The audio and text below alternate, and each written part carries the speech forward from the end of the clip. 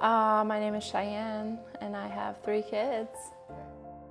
A little backstory about my life. I grew up in this area, got married, and moved to Florida in 2002. I moved back here in 2011.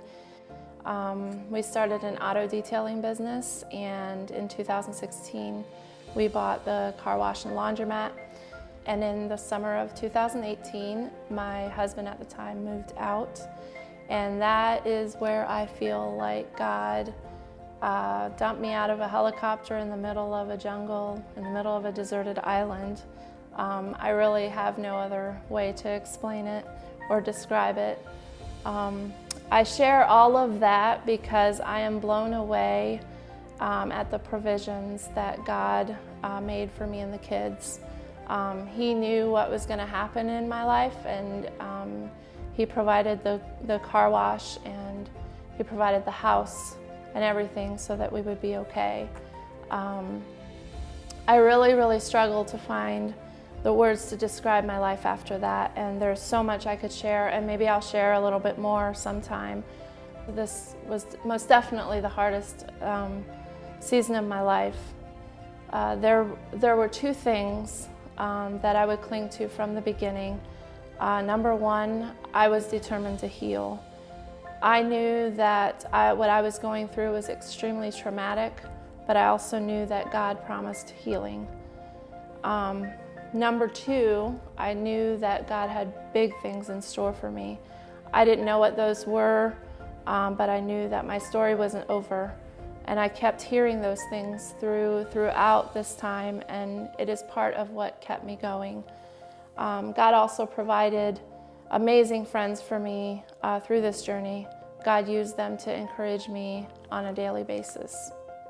I remember my attorney telling me that the whole divorce process could take up to 2 years, and I thought, there's no way, I will never survive this for 2 years.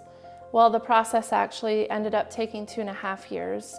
There were days that I felt like I couldn't even breathe. There were days that the dishes and the laundry were too much. There were times that I didn't do the dishes for 3 days just because it was too overwhelming. It was just too much for me to do.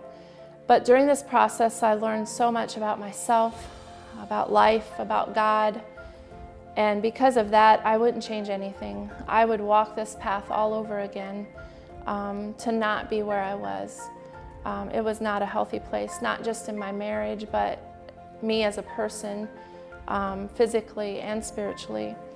There are so many God stories I could share. I just wanted to encourage you that God cares about the little things. So many times I felt so overwhelmed with my responsibilities, and because they were pulling me in 10 different places at once. You know, I have the house, the car wash.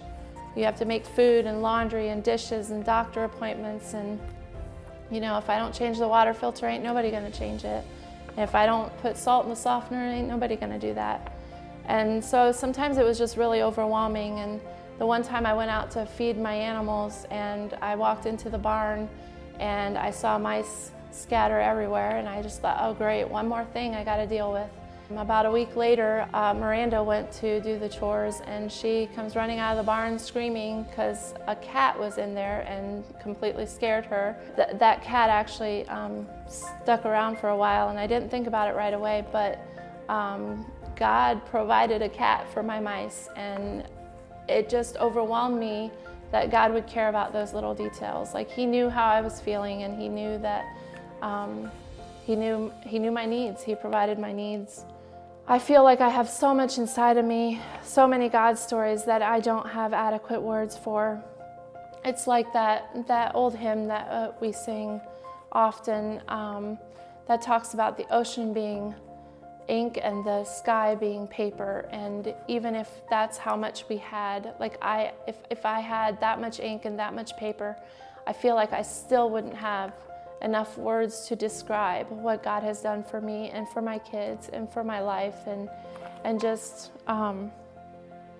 as long as we are in this world, we will experience pain, but pain is only a season. It's not a destination. You can choose to live there if you want, but God promises us healing if we choose to accept it. I know what it's like to feel like you're bleeding to death on the inside. You know, when you break an ankle or you or you cut yourself or something, you're bleeding, you go to the ER, you go get help. But when you're bleeding to death on the inside, there is no ER for that. And I know what that's like. I know it can be overwhelming. I know that it can feel so hopeless and feel like you're all alone. You're not alone. God is there, and there are people that understand and know what you're going through.